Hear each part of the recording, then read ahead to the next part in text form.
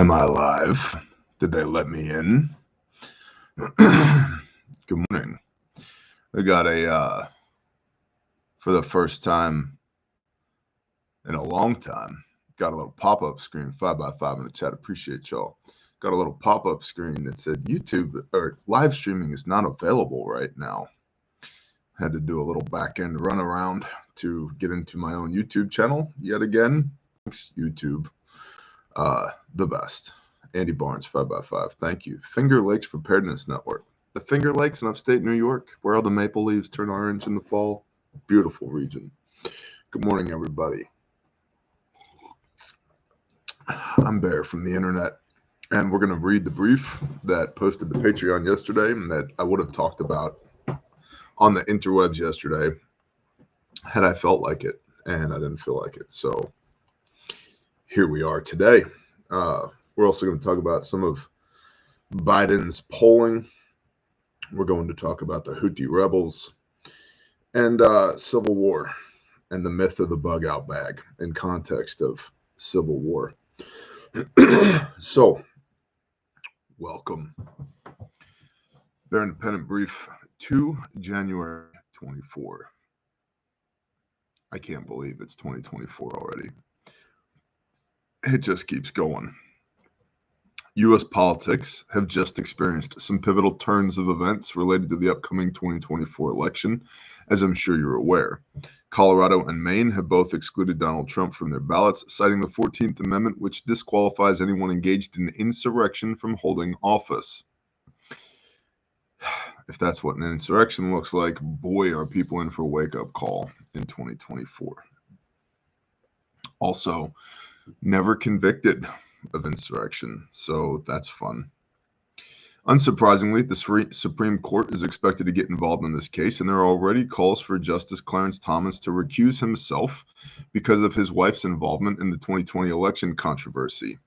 Ginny Thomas, his wife, was at the January 6th rally and also, quote, pressed 29 Arizona state lawmakers to override the popular vote by selecting Trump loyalists as electors, end quote, according to Rolling Stone, which is known for their ultra-conservative, accurate reporting, as I'm sure you're aware. New Hampshire Governor Chris Sununu told CNN on Sunday, quote, look, if there was any validity about keeping Trump off a ballot, you would see 48 other states trying to do the same thing. Personally, I think this was very politically motivated by the Maine Secretary of State. You think? Trump should be on the ballot. Everybody understands that, end quote. He also said, quote, I think, again, the U.S. Supreme Court will likely overturn both of these challenges, and we can all move on with him on the ballot in all 50 states, end quote. An interesting thing is happening with the polling. Not that polling isn't predictive, it's indicative. And that's an important clarification. Polling's not perfect, and it is not definitive. The poll says, therefore, it must be. But it's predictive. It's a snapshot in time of how people are feeling. And it's an imperfect snapshot in time because you could get a skew in the data based upon who you poll and how many people you poll. It appears that these rampant, blatant attacks on Donald Trump are doing nothing to actually help the Democratic Party and are actually increasing his support because more and more people are waking up in the post-COVID age of tyranny and realizing, oh, the deep state is real. Oh, politicians are scumbags. Wow, they really are out to get him, which is only increasing his popularity. And it, in my mind, shines a light on how weak the establishment positions are as far as their ability to perform, ability to do what they say, and their platforms. It's just hot trash all the way around. Nikki Haley, really, we're going to even attempt to run this woman? Joe Biden, oldest president in U.S. history, that literally doesn't know where he is half the time. It would be sad if he wasn't the president of the United States of America. If he was your grandpa, you'd say, Grandpa, you need to go back in the old folks' home. You're a danger to yourself and everybody else. Here's some ice cream. I would probably say, sir, put your hands behind your back. You're under arrest for pedophilia. But that's a different conversation. So more and more people. Is anybody under 80 running? I think DeSantis is what, 17, 18 years old? Something like that. What's up, Elsie? Shalom. There is concern the removal of Trump from the two-state ballots will only enable more was the design of the framers, and that's what they would have us do, end quote. I don't think anybody's running scared from Trump, unless, of course, your establishment. I also, to be clear, do not think, nor have I ever thought, Trump is the Messiah. Especially if he's already served one term, you're going to have, in essence, a lame duck second presidency. And some people say, well, that would be incredible because he's got nothing to lose. Maybe. Now, me personally, if I'm being completely honest, I would prefer a Trump presidency to anybody else for a handful of reasons. One is at least the perception of security on a national level. The other is a perception in increased economic stimulus in the country. The value of the dollar matters. The velocity of the dollar matters. Inflation sucks.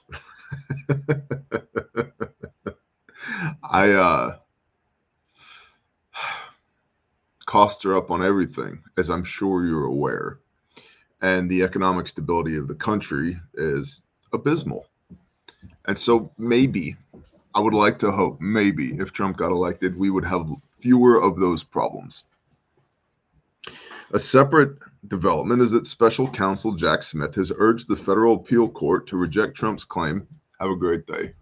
Be safe.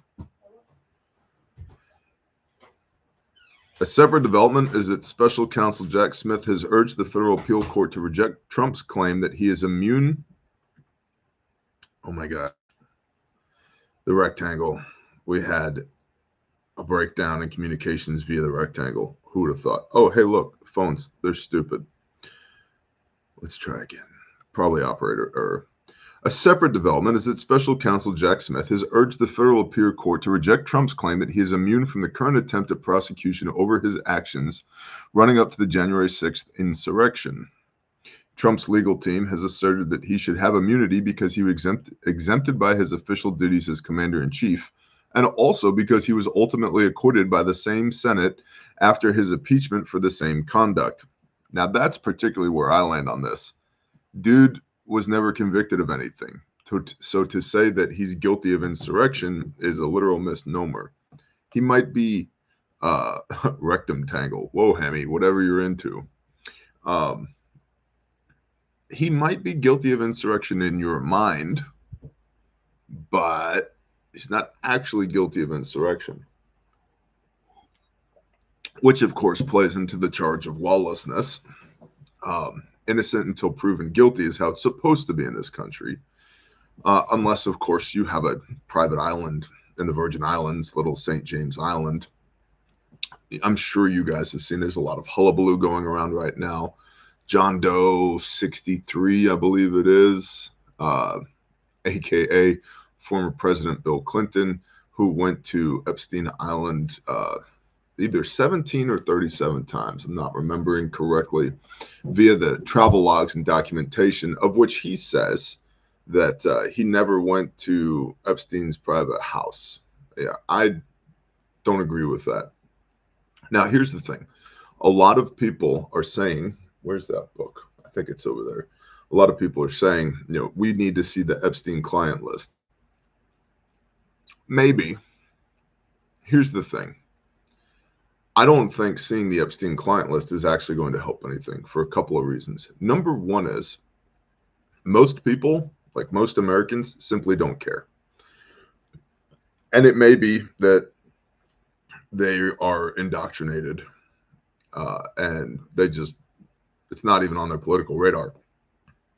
Or it may be that food and energy and rent cost so much that they don't have the bandwidth to care, which is part of how the distraction is perpetuated, is that when it's Maslow's hierarchy, When you're concerned about what your children are going to eat, you don't have the luxury of caring about what Epstein did on his private island. You just don't care. It's not on your radar.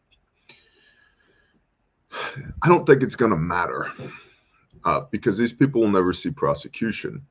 Additionally, Epstein, who did not kill himself and may still be alive, what most people don't realize is that he cut a plea deal with the FBI a decade ago. A decade ago. And so that's why you didn't see a whole lot of prosecution in his cases. Additionally, a federal judge, of the 100 plaintiffs that they had, only 2, and see that here's the tricksy part that a lot of people don't understand on the back end, because of innocent until proven guilty. Of the 100 plaintiffs, only 2 would testify in court. And if the plaintiff is unwilling or unable to testify in court, essentially all you have is hearsay criminally. Now, civilly, you could probably put a case together. And in many cases, the Epstein victims did put a case together, and they sued the shit out of him. And many of them won. And I think that's great. But criminally, the dude had a plea deal with the feds over a decade ago. And part of that had to do with the 2008 financial crisis and the connections that he had at Bear Stearns and other places. Which again gets back to the client list. We need to see the client list. Here it is. This book right here, The Jeffrey Epstein Case, Trafficking by Conchita Sarnoff. Very dry in some places, and half of the book is an apology, or it's apologetics by Conchita, as to the fact that she knew Epstein, and she and her family had lunch at his private island on many occasions, and it was only later that she found out that he was a bad guy, and then she dedicated her life, because she's got kids, you know, to making sure that this dude would be behind bars. And as a journalist, she did a lot of digging into what was going on here. It's a decent book if you understand, like, rule 1 of intelligence, consider the source. So she was close to Epstein. Not friends, so she says. She also had a relationship with Ghislaine Maxwell. They weren't friends, but they knew each other. Okay, interesting. So, anyway, all that to say, Clinton is not named, but named in the 174 pages of heavily redacted files coming out on Epstein. Nothing will come of it. Nothing will come of it. And here's another thing. Honestly, my opinion of this, being heavily involved in the anti-human trafficking space. The Epstein case, while involving incredibly powerful people and absolutely being unrighteous, is pretty damn vanilla. If I needed a distraction, if I was one of the bad guys and I needed a distraction or a misinformation campaign, I would absolutely keep people talking about the Epstein case, because what Epstein did compared to what people are doing right now is night and day different. He was a scumbag, and the people who went to his island and did those things, also scumbags. But in the scale of depravity, and I'm not making apologies for him because he's a piece of shit, but in the scale of depravity, it's nothing. It's nothing compared to what other people of law enforcement, federal government, and military, where's that book? Oh, I can see it. It's over there. Have been caught doing and are doing. So I would 100%, if I was the big bay, keep people focused on the Epstein case, because it is the equivalent of shoplifting versus murder when it comes to the scale of depravity. Do you think he's actually dead? No, I don't, lamppost. Again, he had a plea deal with the feds for more than a decade. he was a star witness. And again, read this book. Get this book, Trafficking by Conchita Sarnoff. If you actually want to know the details of the case, not just what's out there on the internet and what your friend's friend said that they heard off of a TikTok 3 months ago, get this book. It is a well-written book. The content of which, again, half of it is apologetics on. I knew Epstein, but I didn't know he was a scumbag. But it details the federal cases against him and the case in the state of Florida against him and who the plaintiffs were and why they didn't go to court and blah, blah, blah, blah, blah. So anyway, Bill Clinton. Yeah. It's kind of like I smoked weed, but I never inhaled kind of thing is the argument he's making right now.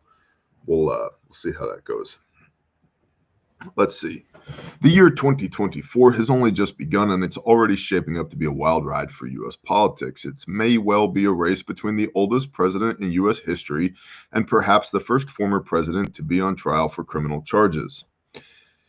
This is also expected to be the first election that will be swamped with deep fakes and disinformation, fueled by the current Wild West era of artificial intelligence development. And remember, there was actual Russian collusion in the 2020 election and 2016 election. Except the Russians were working for who? Precisely. Social media was working for who? Hint. It wasn't Trump.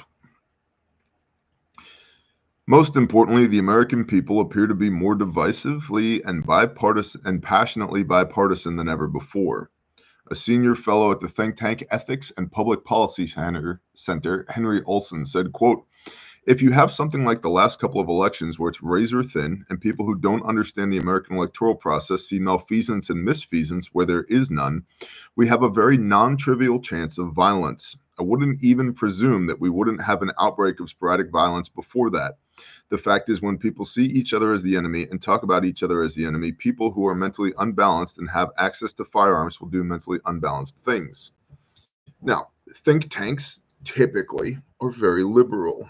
And so this guy here, Henry Olson, is saying essentially, prepare for civil unrest in 2024 because of political division. Also beware people who have guns.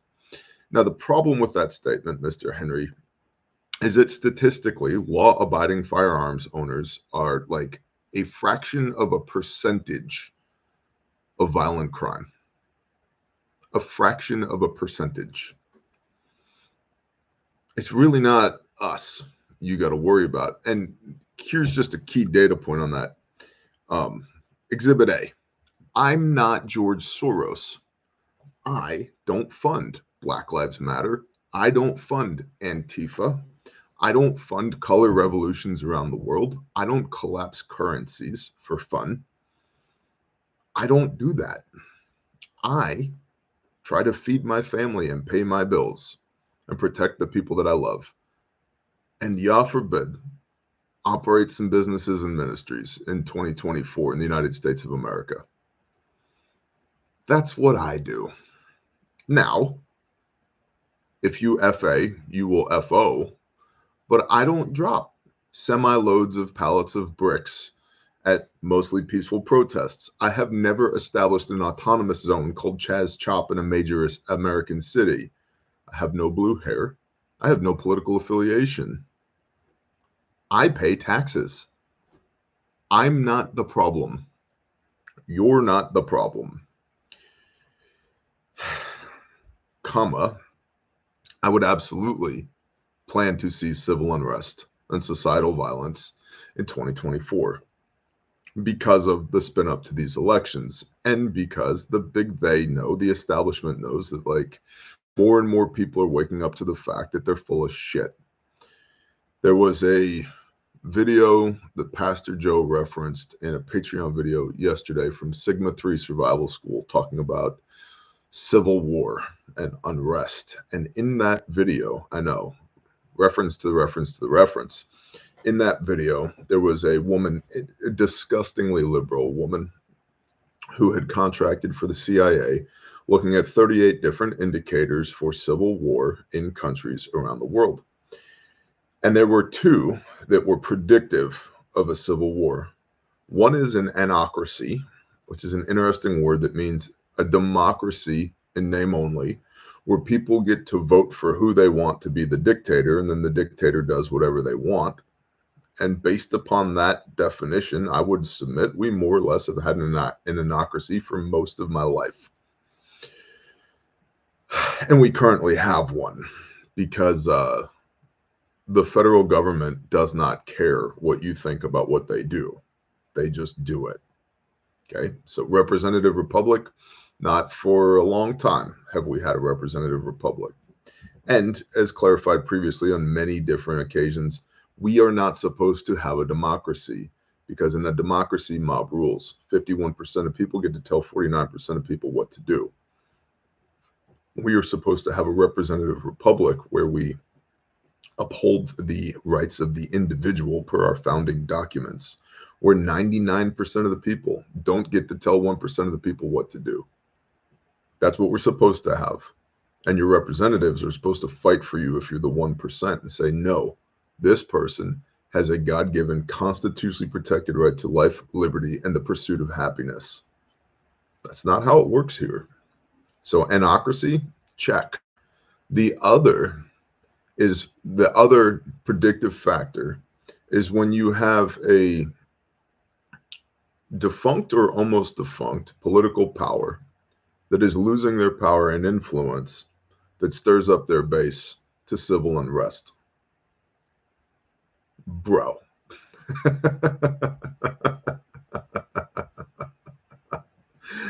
Now, all that being said, good morning, honey. It's Tuesday. It is Tuesday. I didn't live stream yesterday because dirt work. So I'm live streaming today. I'm giving the people what they want, I believe. I don't know. There's 1,800 people here. If they didn't want it, they could go watch Barney and Friends or Thomas the Tank Engine or some other retarded show. Predictive programming. We've got that Civil War 2024 movie coming out. We got a lot of people talking about Civil War.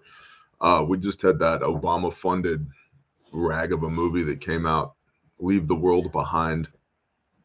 Terrible movie. I did a video about that. The Hard Crew is singing the Barney theme song in the chat. There you go. We're a great big family, I believe. Yeah. I love you. You love me. We're a happy family. There you go. Barney. I don't know for a fact, but the guy who wore that Barney suit had to be a weirdo. There's no way you could do that 10 hours a day on a sound stage, surrounded by all those kids, and not like at a minimum just be like slamming whiskey cocktails and pounding lines of blow in the changing room in between sets. I don't trust Barney. First of all, dinosaurs eat that. T-Rexes eat meat, so don't trust Barney. Second of all, nobody's that happy all the time. Now, if like Barney lost his shit on occasion and like took out a 2x4 and was like, "Listen up, Jimmy, you sing that song wrong one more time, I'm gonna flap you," I'd be like, "Okay, well Barney's real. Like, there's a real person in there." I'm not gonna show that on TV. Yeah, you think it's in like the Barney behind the scenes footage? Maybe, probably. Clustercluck. It was reported that one dude was a pedo. That's what I'm saying. Nah, I just don't trust. I don't trust people in costumes who hang out with kids, even if that costume is a 3-piece suit and you're standing on a podium that says "President of the United States of America." I don't do it. So, predictive programming, Civil War 2.0. One of the things I wanted to talk about is with Civil War. Many of you all know you live in absolutely the wrong place and your population density sucks. And so let's tie this into preparedness a little bit. If when bad thing happens, external stimulus happens, I'm going to grab my bug out bag and I'm going to go. And I've already discussed with y'all that the bug out bag is the least important piece of that scenario. The first thing is the bug out location. Where am I going? Which informs your route. How am I going to get there? And you should have multiple routes, access and egress. How do I get in and out? Which means you need area familiarity. You need to be able to get there without GPS, right? which goes back to area familiarity, paper maps, which goes into your bug out vehicle, which means you need to have at least air in your tires and oil in your engine and fuel in your fuel tank and know how to get there. And ideally, you don't live in a place like New York, Miami, San Francisco, Dallas, where you and 300,000 of your closest friends are going to be stuck on the interstate all at the same time trying to GTFO, which goes to bug out indicators. When do I leave? When 7 of these 10 or 4 of these 7 check marks are checked, we go, we get out. And then again, bug out location, bug out vehicle, bug out kit. What am I taking with me when I go? Because I don't actually have anything pre-staged at the bug out location. So I got to take all my stuff with me, and will it fit in the vehicle along with all the people that I've got to take with me? And if I'm taking multiple vehicles, do I have a bump plan, and can we cross load from one to the other? Which all comes down to logistics, which then gets into part of that bug out kit. The stuff I'm taking with me is the bug out bag, because ultimately all systems devolve into a man portable system. And then what you have in the bug out bag, a lot of y'all are carrying way too much weight or no water or a bunch of gadgets because you think that you're a ranger and you're going to carry a 95-pound rucksack full of shit, even though you don't PT on a regular basis. And you definitely don't carry a 95-pound rucksack full of shit because you have it in your mind that if I have to, I can. I'll just make it work when I can, which is ridiculous because you do not rise to your level of expectation. You fall to your level of training. Thus, the myth of the bug out bag. I'm in Ulster County. Get out. Ulster County. No. Talk about population density. I identify as a Tacoma. That's cute. I can park a Tacoma on the flatbed on the back of my truck. Whatever you're into, homie.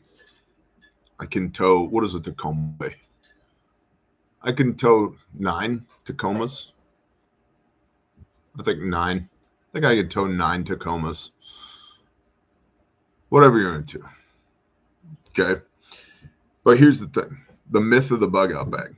And the reason I bring this up is a whole bunch of people will buy some cheap nylon Chinese bullshit and throw a bunch of stuff that they don't know how to use into the bag and go, check, got it.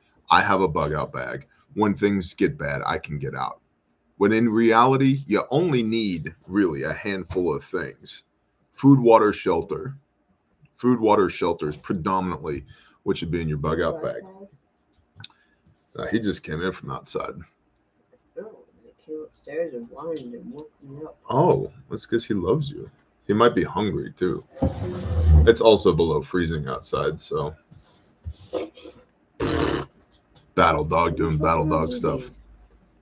I have like one blonde hair in my mustache that keeps catching the light and looking weird. So, food, water, shelter is predominantly what you should be carrying in your bug out bag. Next from there, foot care and probably medical. And then people say, well, what about the 10 C's, the 12 C's of survival? Yeah. So do you have an EDC? Because you should have a cutting tool. You should have combustion. You should have a defensive pistol and some reloads on you. You should have some medical on you, right? I got an ankle kit and a spare tourniquet in my pocket right now. What about compass and navigation? Chest rig. What about candle, headlamp, spare batteries? Chest rig. Okay. What about the sharpening stone for my cutting tool? Chest rig. What about observation? Chest rig. Also, if you're in a non-permissive environment, if things have really hit the fan, this is something that like no preppers think about at all. And you probably should, because we all love our guns. We all love our rifles. I got an AR-15. No, I run an AK-47. I like the FNFAL. I'm running an AR-10. Okay. If you're walking around carrying the rifle in a high population density area where people can see you, and there's some authority there, UN peacekeepers, National Guard, military, sheriff's department, whatever. And they observe you, probably dressed in camo, carrying a rucksack, carrying a rifle. What do you think their ROEs are? Dude has rifle. Who is that dude? I don't know. How's he behaving? It looks pretty aggressive. If he raises that rifle, shoot him. Well, I have a 1-8 on top of my rifle that I use for observation. That's great. Me too. Don't raise that rifle. Not where anybody can see you. Okay? LARP around and find out. Precisely, Palmetto. And see, preppers focus way too much on gear. And a lot of that gear is firearms and all their cool guy shit. It's the other way around. You need cool guy skills. And then it doesn't matter what you have. If you've got a 45-70 lever gun, but you have cool guy skills, you're good. You're good. You got a 357 wheel gun, but you have cool guy skills, you're good. But dropping $5,000 on a rifle and $15,000 on a helmet and nuts does not make you an operator. It's the myth of the bug out bag. I would submit, likely, based on the Pareto distribution, 80% of y'all watching right now, that would be 1,600 of y'all watching right now, don't actually have a bug out plan. You don't know what the external stimulus is that's going to cause you to bug out in the first place. You don't know where you're going. Well, I think I might head to Jim's house outside of town. Does Jim know you're coming? Does Jim know to expect you? Or are you going to show up at 3 o'clock in the morning when Jim's on high alert because of the same external stimulus and get shot in the face when you roll up on Jim? Do you have a way to communicate with Jim? You see what I'm saying? So, 2024, new year, new me. I've told you previously, we're going to be getting a little bit more serious at this channel. I'm pushing you to actually logically think these things through and not just check the box that I have a piece of shit, cheap nylon backpack with stuff thrown in it, stuff that I don't even know how to use. Check, got a bug out bag. Okay? That's not good enough. It's not good enough. And if you were going to gamble the lives of your wife and children on your inadequate plan and preparedness, shame on you. Okay? Okay. The myth of the bug out bag. Civil War 2.0 is coming. Cool. What are you going to do about it? You know, I had a very, I got a video that pissed off a lot of people. What to do in martial law.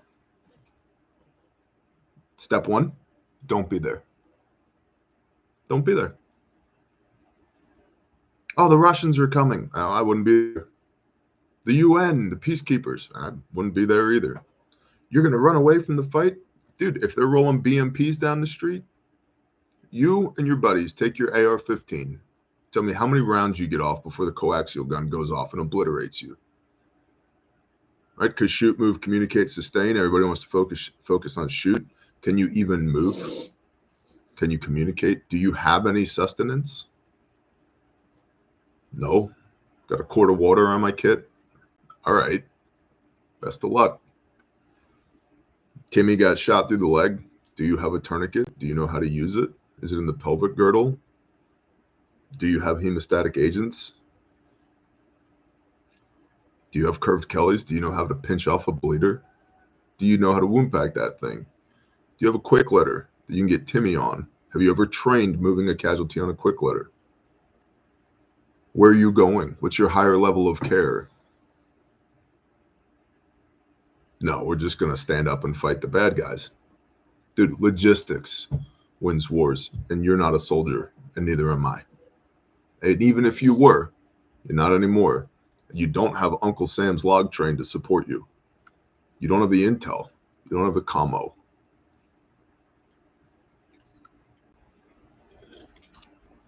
So yeah, if the BMPs start rolling down the street, me and my 7-year-old are not going to go fight the BMPs. You know what we're going to do? We're going to work our network And when I hear the BMPs are rolling down the street 4 counties away, I'm be like, hey guys, we're up.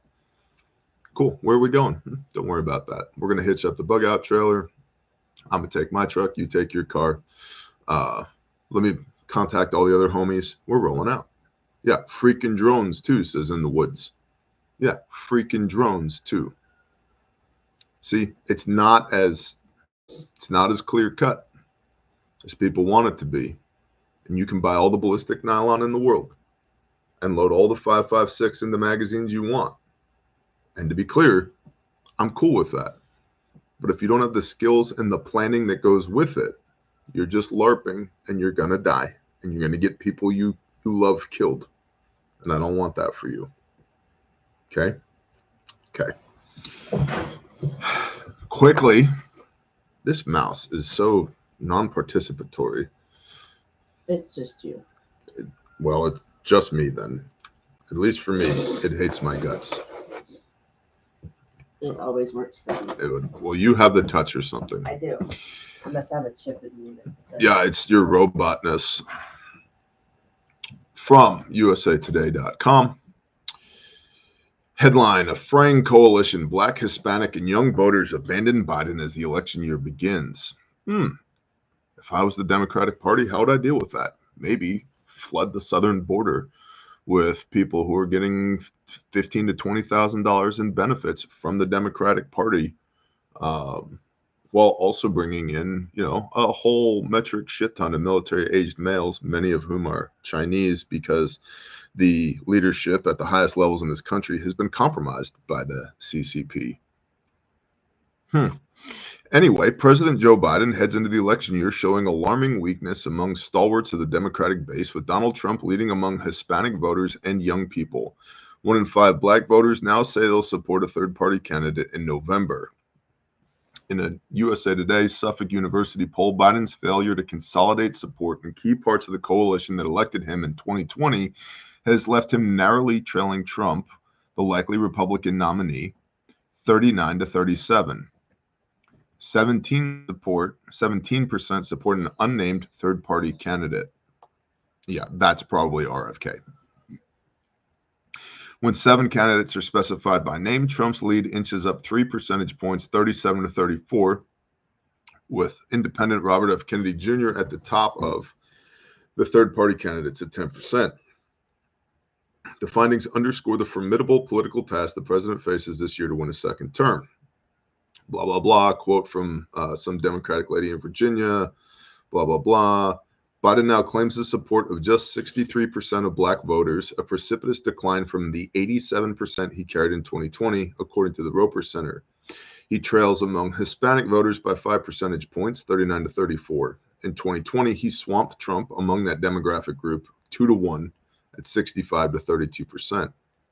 And among voters under 35, a generation largely at odds with the GOP on issues such as abortion access and climate change, both of which are bullshit, Trump now leads 37 to 33. Younger voters overwhelmingly backed Biden in 2020. The possible good news for the president is that much of the support he needs to rebuild has drifted to third-party candidates, not into the camp of his likely opponent. 20% of Hispanic and Black voters and 21% of young voters now say they'll back someone other than the 2 main contenders. Yeah, because we had a global pandemic where the media went on an international media blitz to tell us that sticking experimental drugs in our arms and wearing diapers over our face was normal. And if you didn't acquiesce to the normalcy, you were the problem and you were literally killing grandma. And a whole generation of people got red-pilled. Cool. So Biden's polling numbers not looking so great. Getting back into that whole across the table with Robert. Is Robert in the room? Ross Perot. No, I think Ross Perot's dead, Infantry 91. I don't know why we're at Wab. What's up, bro? Ross Perot's got to be dead. He was old when I was young, and I'm not young anymore. Nope. I voted for him in our fake school. Hell yeah. You're going to hear a giant sucking sound. That's the sound of all that money from those lobbyists coming out of Washington, D.C. There won't be any of them alligator wingtip shoes anymore. Well, they'll still be there in the Smithsonian. I liked him. Yeah. Yeah. Yeah. And Yeah, he died in 2019. 2019. It's a good thing he never got elected because somebody would have accidentally shot him in the face. Yeah. It would have been a total accident. Flustercluck yelled, "He's dead." Okay. Sorry, Flustercluck. I apologize. She's playing by pelt rules. It's okay. Let's see. A couple of other interesting things. Iranian warship enters the Red Sea amid Houthis' ongoing attacks on commercial vessels. Now, the article I was trying to find, and I have been unable to find any actual reporting on it, was it apparently yesterday the Houthis actually successfully attacked a U.S. warship. In their propaganda, they continuously referred to it as a battleship. And the last I checked, the United States has not successfully fielded a battleship in a theater of war since World War II. Maybe into the Korean War. I don't know, but I'm pretty sure we don't use battleships anymore. I could be wrong, but the Houthis and therefore the Iranians have been referring to this thing as a battleship. They attacked a battleship. I think they meant to say a ship for battle, like an American warship. And there was one image I saw of what looked like a guided missile destroyer or something like that smoking. So I don't know. Gulf War One. Okay, cool. I don't know if they actually hit the ship or not, but as far as mainstream reporting, all I've seen is social media reports of it. But okay, guys, got it. USS Missouri was in Gulf War One. You guys are smarter than me on this. That's cool. I'm pretty sure we don't have any battleships in the Middle East right now. Okay. 1983 was the last battleship in service was decommissioned. There you go. That was what, 40 years ago. So 41 years ago. Yeah. 2024. Gay. 30. No. No. Yeah. So allegedly, the Houthis have attacked a U.S. battleship in the Red Sea. But Iran is moving their Alborz warship into the Red Sea, which is part of like one of the Iranian flagship vessels. What's interesting is that the where did it go? The USS Ford carrier is being moved back out of the Mediterranean. And so as the Ford is moving out, the Iranians are moving in their battleship. And it's kind of congested with military vessels in the area. It's also an interesting overt show of Iranian support for what's happening in the Middle East because Iran thus far hasn't really, even though everybody knows, hasn't really stepped up to the plate and said, yep, Houthis, they're our guys. Hamas, they're our guys. Hezbollah, they're our guys. If I was Iran, I think that this is stupid because there's even more reporting coming out that Iran has significant or sufficiently enriched enough uranium to make 3 atomic weapons with it. And Iran is all like, no, we're only enriching uranium for medical use. Okay. And so there's highly enriched uranium, which is like 20% or more enriched. And then there's military grade uranium, which is 60% or more enriched, as I understand it. And they have enough of the 60% plus to make 3 nuclear weapons with it. I just feel like, I don't know, I can't substantiate it, but I just feel like we're going to get one of those talks like Saddam's got weapons of war, like that, except it's going to be like Iran's got weapons of war.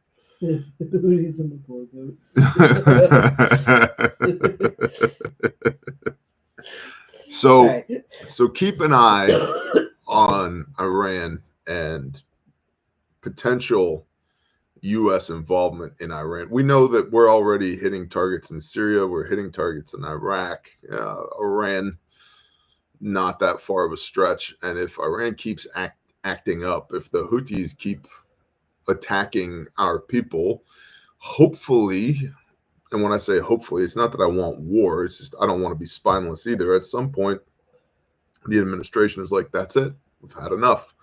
Now, going to war under President Biden is not something that I think anybody should do. Because, again, I don't think he actually knows where he is right now.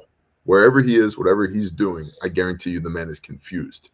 So, like, starting another war in the Middle East, probably not a great idea. Comma, how many times does one need to get punched in the face before you punch back?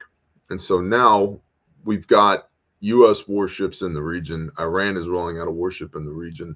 The Russians want to have warships in the region, but they're kind of running out of warships. It's just something to keep an eye on. And to that point, another interesting article from BBC. Let's see. U.S. Navy helicopter destroys Houthi boats in Red Sea after attempted hijack. 4 vessels from the Houthi-controlled areas in Yemen fired upon the Maersk Hangzhou, which is a merchant vessel, and got within meters of the ship, said the U.S. military. Helicopters from the nearby U.S. warships responded to a distress call, and after being fired upon, sank 3 of those boats in self-defense. Apparently, the Houthi rebels fired small arms at a U.S. helicopter, and then the helicopter was like, "Ote, FAFO," and sunk 3 of the 4 ships. The crews were killed, and the 4th boat fled the area.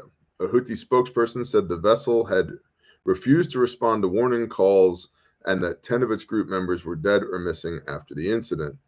Houthi forces have been attacking ships in the Red Sea since November, launching more than 100 drone and missile attacks on vessels passing through the vital shipping lane. The Iranian-backed Yemeni rebel group has previously claimed its attacks are directed at vessels linked to Israel in response to the war in Gaza. And blah, blah, blah, blah, blah, blah, blah. It goes on from there. Helicopter versus small boat. Helicopter wins is the crux of the article. So yet again, something to keep an eyeball on, an ear on what's going on over there in the Middle East.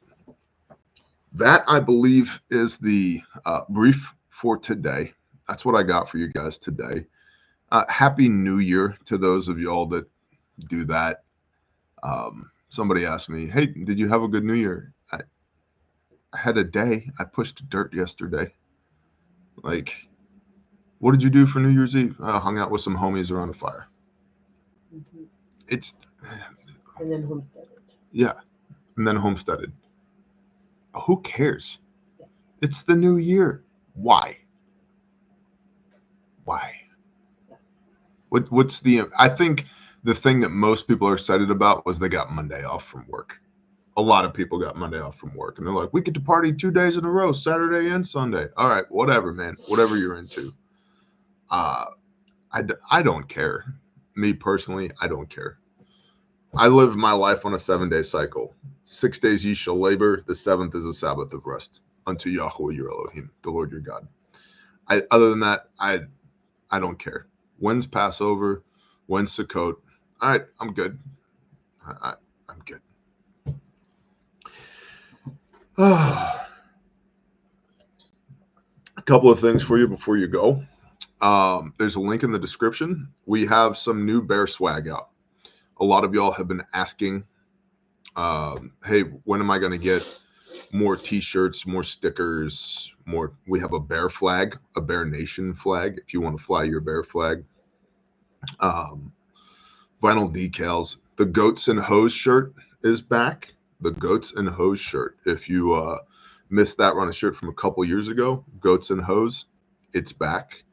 Let's see. A lot of people are excited about that because their original one is like faded. It's been long enough. It's like faded, has holes in it. Like, yep. People have worn the crap out of that. So Goats and Hose, long sleeve, and then plus size, 3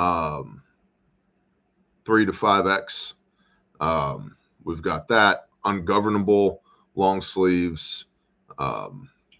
tumblers, tactical chicken sticker. There's a tumbler like one of these with the tactical chicken on it that says "Cluck Around and Find Out" on it. Bear Independent hats, Bear Independent flags, coffee cups, whatever. All that stuff's there. If you go to bearindependent.com, you can click on the store, you can find it, or there's a link in the description that takes you directly to that. Unafraid will be coming back upstate 717. We're working on that. So we're just starting to roll out some new merch again. And I'll be completely honest with you. My aim with rolling out the merch is to help fund the house that I am building. So a little alternate source of income coming in to help pay for the house that I am building, because my wife is 7 months pregnant and we're about to have a fourth child. Praise Yah. And the house that I currently live in requires about $100,000 worth of work between foundation, exterior, and roof in order to make it livable again. And so instead of that, we're just building another house. And so that's going to take money. And so we're rolling out some more merch. So if you guys want some merch, you can find it at bearindependent.com. And if you don't want some merch, mazel tov. Hey man, whatever you're into. Now, patreon.com, link in the description. Patreon's $10 a month. It's the best $10 you can spend on the internet. Yeah, if you're on Patreon and you're in the chat and you feel like Patreon is worth your $10, just throw a thumbs up in the chat real quick, or type in the word yes, just real quick. In the mouths of 2 or 3, let a thing be established. Let's see what the patrons in the chat think.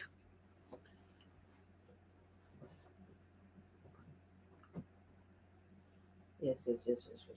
Yeah, and there's a wall of yeses and thumbs. I appreciate y'all very much. Thank you. It is not an I love me, you should love me too page. The idea behind Patreon is to over-deliver on value. There are almost 5,000 posts on Patreon now. And you can use the search bar on Patreon if you're like, I wonder if Bear's ever done a video on how to butcher a sheep. Yep, 3 of them. There they are. Wonder what Bear thinks about chainsaws. Yup, there's 9 videos on chainsaws.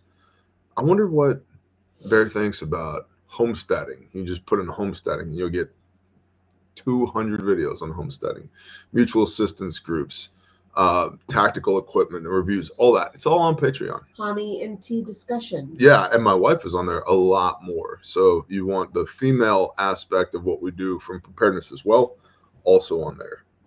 And then on Thursday nights, we do the Pelt, which is the Patreon exclusive live stream Thursday, which is a 2-hour live Q&A hangout sesh every Thursday night, approximately 6:30 p.m. Central. It's $10, and you get to ask me whatever you want, and I will probably answer it.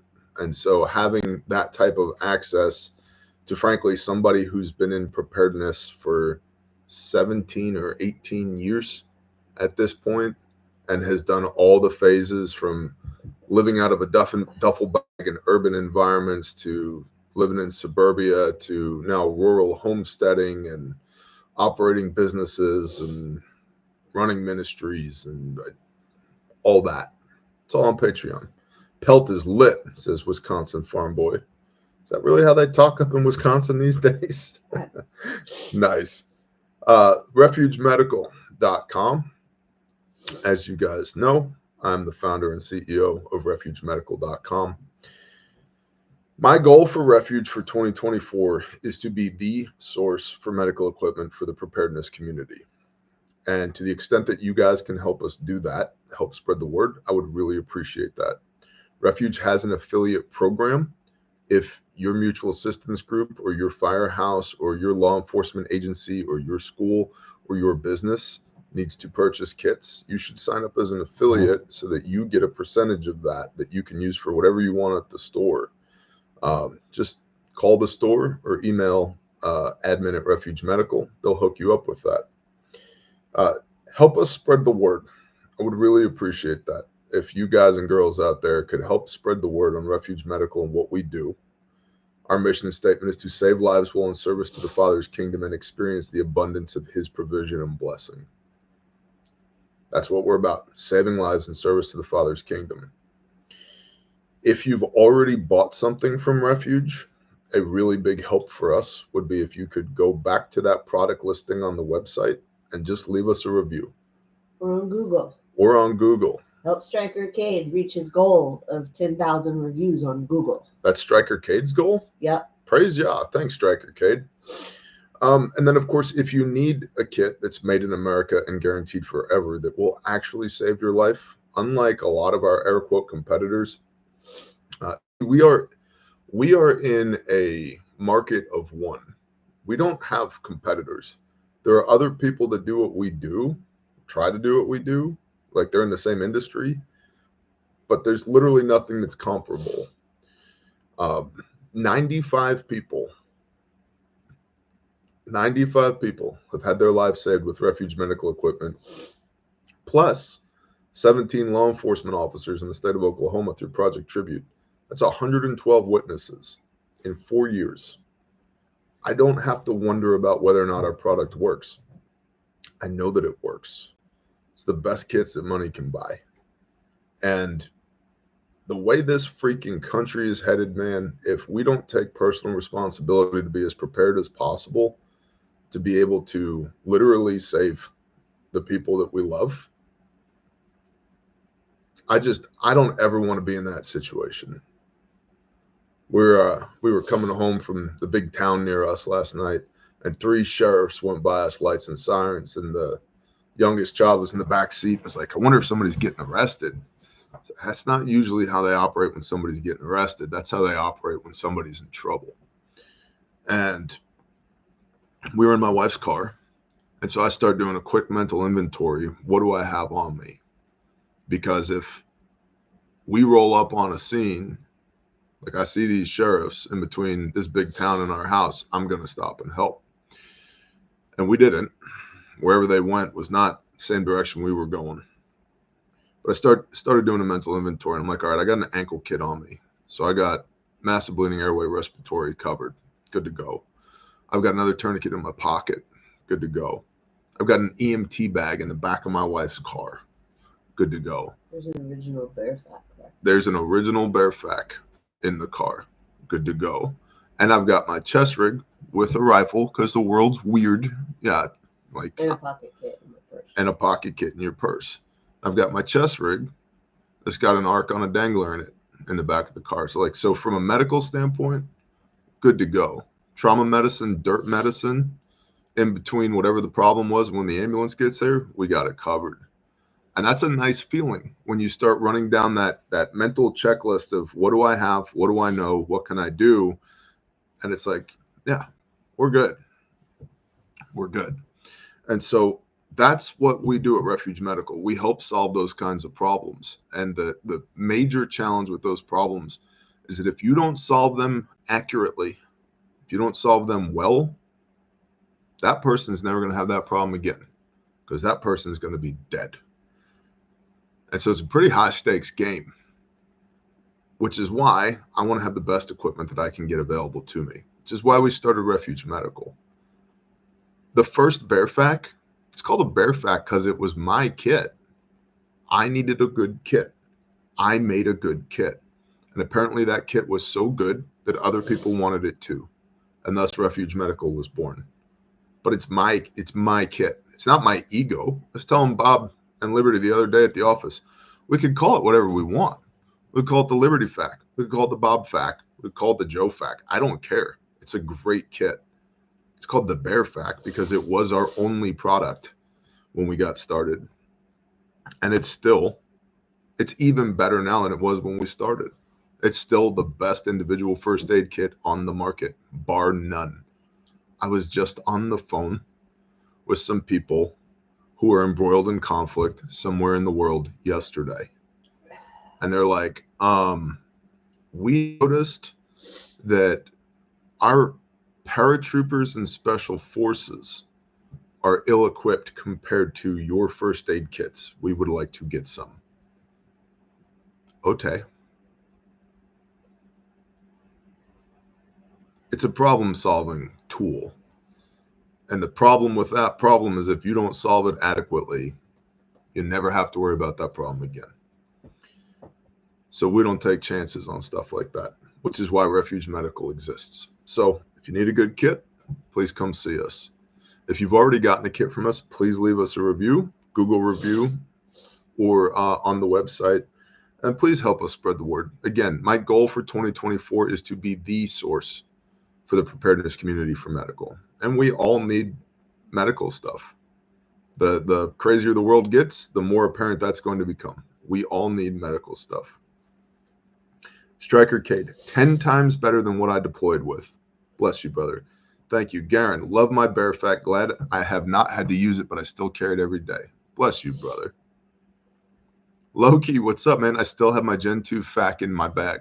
Awesome. Awesome. Thanks for the wound bucket. You're welcome. Thanks for buying one. No, that's the other thing. We got everything from individual components all the way up to stomp bags. A stomp bag is a hospital on your back. So check it out. Refuge Ruckus is coming up. If you want to come ruck with us through downtown Fort Smith, Arkansas, to raise awareness and funds for Caleb House, which is our restoration facility for juvenile human trafficking survivors. Come check us out. There's like me plus 80 more of y'all coming, which is awesome. And we're going to have speakers and workshops and vendors. And we're going to do a day of fellowship on Saturday. And Sunday morning we rock. It's a 3-day event. There's hotels in the area. There's state campgrounds if you want to camp out or bring the RV. There's Airbnbs. It's in Fort Smith, Arkansas. Why Fort Smith? Because that's where they have a convention center and a place for you to park your RV all in one area. That's why. What's up, Sauce? The Mastiff kit and Mac 4 kits are part of our systems. Bless you, brother. I'll take the endorsement. Saul knows what he's talking about. And that's the other thing, too. Is because Saul knows what he's talking about. When he gets a kit from us and he's like, hey, you should consider doing X, Y, and Z, the answer is yes, because we want the products to be better and better and better. We're not like Ford or Chevy. We don't come out with a new year model every year just for the sake of it. We only come out with a new iteration when we can make significant improvement on the previous one, because the goal is preservation of life. It's very simple. Here's my bear fact. Here's my Bible. And I'm not equating these two things in importance. The Blue Book is way more important than the Bear Fact, but they both serve the same function, preservation of life. Okay? I think we beat that dead horse. Refuge Ruckus.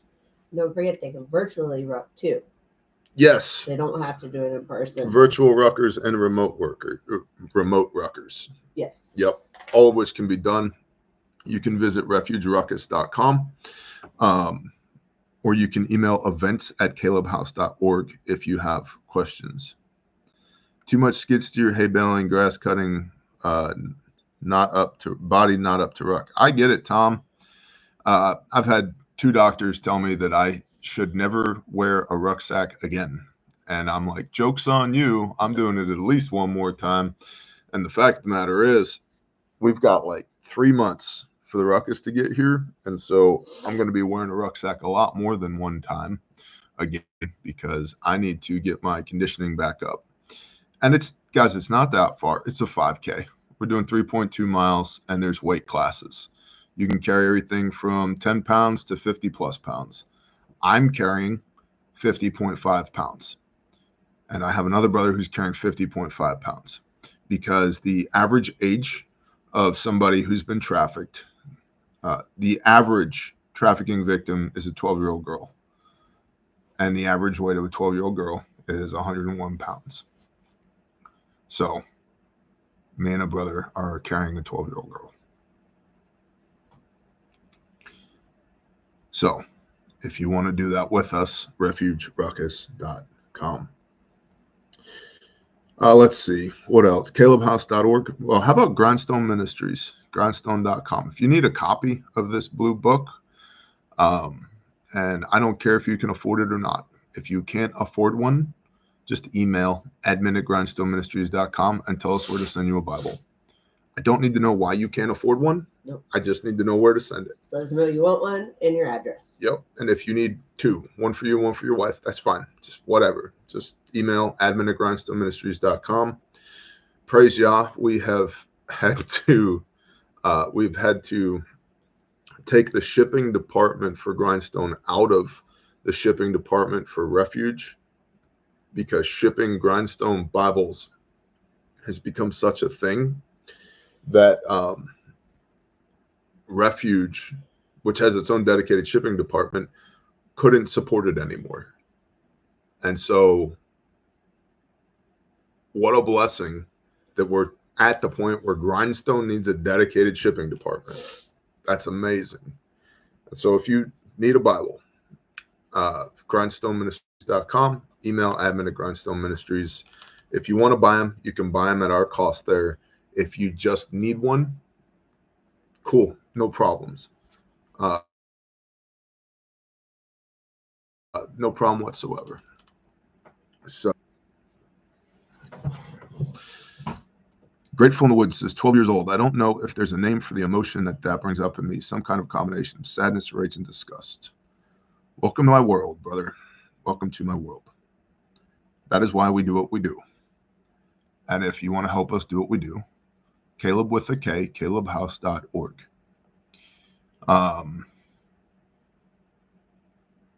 It is a daunting task. And there are days where I don't like it. But as my brother Saw says, like has nothing to do with it. It is too easy to say somebody should do something about that and then move on with your day. And the anti-human trafficking space is already full of people who already say somebody should do something about that. There are conferences with thousands of people that show up to talk about how bad human trafficking is. And then they always say, thousands of people all gathered for the same purpose. Somebody should do something about that. And then the crickets chirp. There are very few people that are actually doing something about this. I mean, actually, here in the United States, operationally jamming up bad people and rescuing good people. There are even fewer people that are putting those victims back together again, that are restoring the survivors. It is the critical need in anti-human trafficking. And even though I don't like it, it is something that Yah requires of me. And people conflate easy and good, especially in this health, wealth, prosperity gospel, big C Christian church age that we live in, where God is love. And, you know, he's never going to give you something that you can't handle, brother. It's like, oh, that's bullshit. God is love. And sometimes the way that he loves people is by convicting other people to go and help, to do the things that they don't want to do. And it is exhausting trying to be a man of Elohim. But it is good. And this is not a woe is me pity party for Bear, because the things that I have to do are nothing compared to the things that these kiddos have had to go through. It's nothing. It's absolutely nothing. And so I am blessed that I am surrounded by teams of badasses that are just as, if not more passionate about this than I am, that are out there in the field, even this very moment, getting shit done. And we can't do that without y'all. And it is an honor and a blessing that you guys trust us to steward your hard-earned money to be a blessing to these people that we rescue and that we restore. So thank you for that. Because there are days, y'all, it's terrible. It's terrible. It's not mildly inconvenient or slightly annoying. It's terrible. And I'm glad that y'all are along for the ride, because it does feel incredibly lonely and frustrating sometimes. I wish that there were more people doing what we do. I wish, honestly, that this problem didn't exist in the first place. But it does. And hope is not a method. You can wish in one hand and shit in the other and see which one gets filled up first. Wishing doesn't matter. But on those days when it's terrible and frustrating and lonely, it helps me to know that you guys exist and that you get it. So I appreciate it very much. And with that, shall we pray? Oh.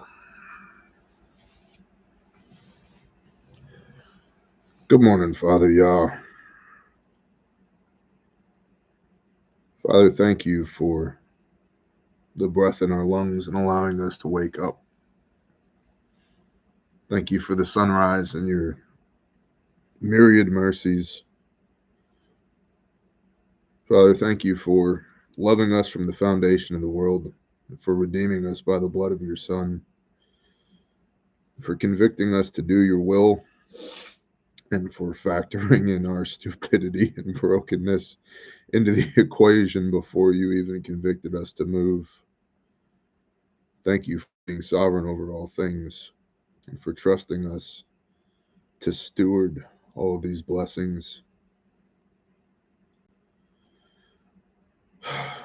Oh, Father. Father, give us strength, endurance, power, and authority in the name of Yeshua HaMashiach to get it done, whatever it is today. Father, pour out your Spirit on all flesh for wisdom and discernment, that we would rightly divide the word, that we would be in the world, but not of the world, and that we would go where you lead. And Father, that no weapon formed against us would prosper. Father, give us peace that surpasses all understanding. And help us remember you are sovereign over all things, that all things work together for your purpose and your good, the bad, and the ugly. Father, help us remember to breathe. Father, put space in between us and our enemies. Put a hedge around us. Father, convict us that two of us would put 10,000 to flight. Father, pour out your judgment on those that deserve it, and your mercy on those that seek your face. Father, anything within the sound of my voice that's not of you, I rebuke it in the name of Yeshua HaMashiach and command it to flee. Build us up as we do our best to build your kingdom here on earth. Let us continue to be your hands and feet. Father, meet our worldly needs so that we can be dedicated to you without distraction. But don't give us so much that we forget you and we forget who's sovereign.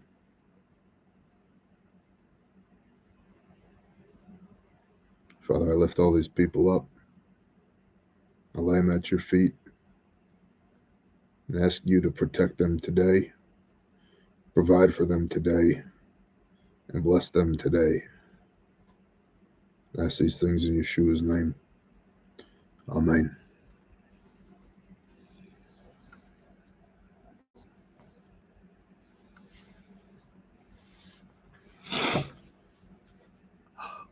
I'm out. I gotta go play in the dirt. I'll see y'all when I see you. Oh, programming note. I have a ton of stuff going on right now. No guarantees on your regularly scheduled Monday, Wednesday, Friday brief. Just is what it is. Keep them on their toes. Some things are more important than others. There's things I have to do, and things that I want to do, and things that I feel that I need to do. And the things that I have to do come first. Bless y'all. Shalom.